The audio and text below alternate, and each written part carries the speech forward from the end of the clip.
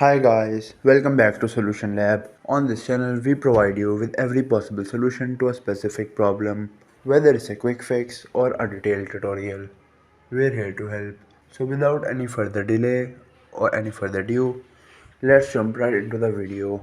So in today's video, I'm gonna show you how you can add multiple accounts on Shein.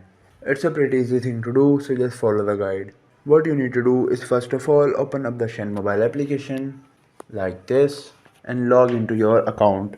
Once you log into your specific account and you want to add another account or multiple accounts, how to do that? Now what you need to do is at the very bottom right, you should be able to find me. Simply tap on it and your profile page will appear. Now what you need to do is at the very top right, you should be able to find this small gear button or the settings. Click on it and the settings should appear like this. Now if you want to add multiple accounts, if you scroll to the bottom, you can see there is no option like that, but there is an option of switch accounts. Simply tap on switch accounts and from here click on add account. Once you click on add account, it will ask you to log into your account and add as many accounts as you want on Shein. And that is how you can add multiple accounts on Shein.